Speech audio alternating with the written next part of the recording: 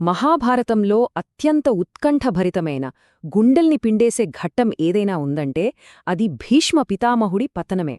ఈరోజు మనం చూడబోయే ఈ విశ్లేషణలో కేవలం ఒక యుద్ధాన్ని మాత్రమే కాదు, ధర్మానికి, విధికి, ఒక మహావీరుడి అంతిమ త్యాగానికి మధ్య జరిగిన భీకరమైన పోరాటాన్ని కళ్లారా చూడబోతున్నాం.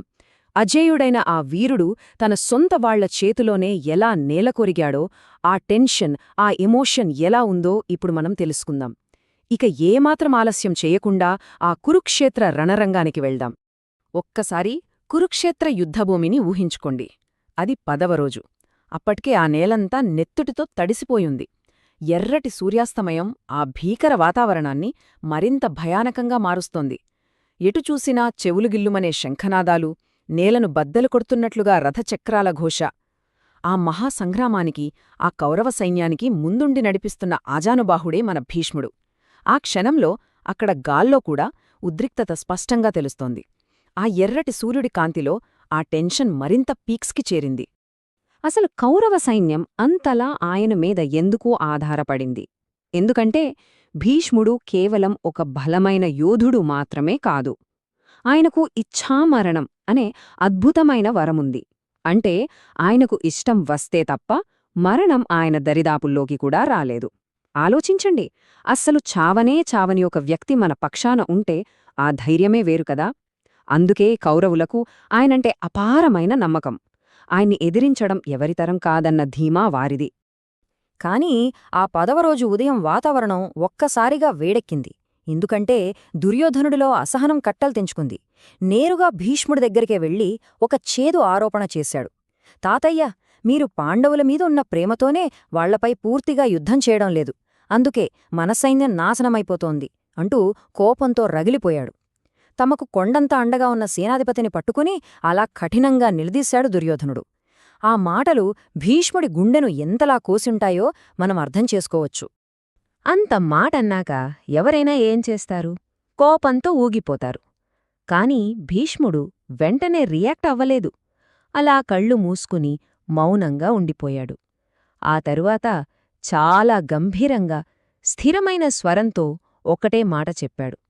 నేను నా శక్తి అంతా ఉపయోగిస్తున్నాను, కాని ధర్మం ఎప్పుడూ అధర్మంపై గెలుస్తుంది. ఇది మామూలు జవాబు కాదు. దీని వెనుక చాలా పెద్ద తాత్విక సంఘర్షణ ఉంది. మనం ఎంత గొప్ప యోధులమైనా, మన దగ్గర ఎన్ని శక్తులున్నా ఫైనల్గా గెలిచేది ధర్మమే అన్న నిజాన్ని భీష్ముడు ముఖం మీద చెప్పినట్లుగా స్పష్టం చేశాడు. ఇక ఆ మాటలన్నాడో లేదో యుద్ధభూమి సీనొక్కసారిగా మారిపోయింది. భీష్ముడి ఉగ్ర రూపమంటే ఏంటో ఆ రోజు పాండవ సైన్యానికి తెలిసొచ్చింది. రథం మీద నిలబడి విల్లు ఎత్తాడు, అంతే. ఆయన బాణాలు ఆకాశంలో పిడుగుల్లా దూసుకొచ్చాయి. కనురెప్ప వేసేలోపు ఎన్నో రథాలు నుజ్జునుజ్జైపోయాయి. లెక్కకు మించిన యోధులు రాలిపోయారు.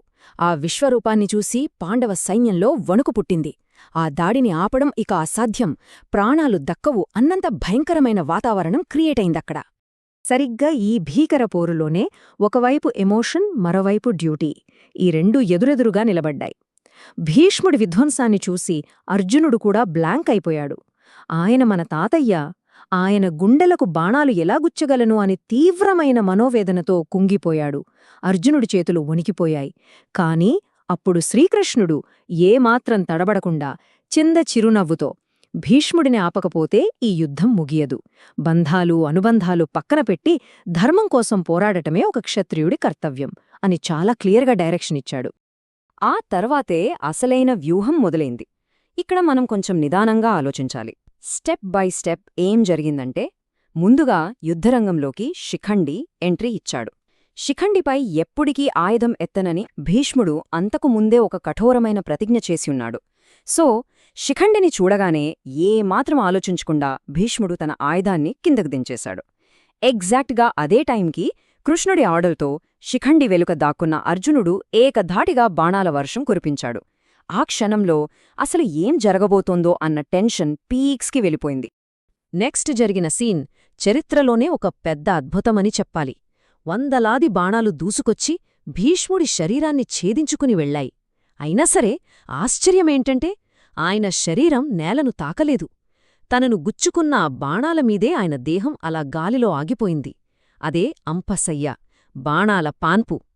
అప్పటివరకు భీకరమైన అరుపులతో హోరెత్తిపోయిన ఆ కురుక్షేత్రం ఈ దృశ్యాన్ని చూసి ఒక్కసారిగా సైలెంటైపోయింది.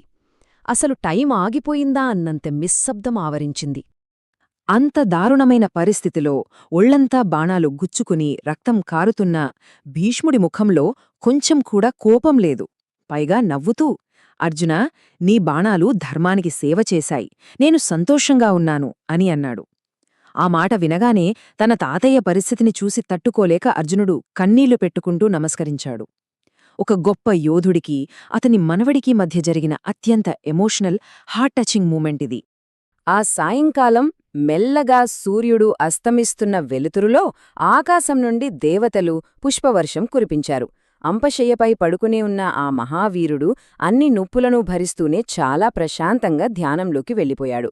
ఈ విజువల్ మహాభారతంలోనే కాదు, మన భారతీయ చరిత్రలోనే ఒక ఎపిక్ లెజెండ్గా మిగిలిపోయింది. ధర్మరక్షణ కోసం భీష్ముడు చేసిన ఈ అంతిమ పయనం నిజంగా మనందరికీ ఒక పెద్ద పాఠం. ఫైనల్గా ఈ విశ్లేషణను ముగించే ముందు మనం వేసుకోవాల్సిన ఒక లోతైన ప్రశ్న ఉంది. ఒక పక్క తప్పించుకోలేని కర్తవ్యం, మరోపక్క ప్రాణానికంటే ఎక్కువగా ప్రేమించే కుటుంబం. ఈ రెండూ ఎదురెదురుగా నిలిచినప్పుడు ధర్మాన్ని నిలబెట్టడానికి మనం చెల్లించాల్సిన అసలైన మూల్యమేమిటి?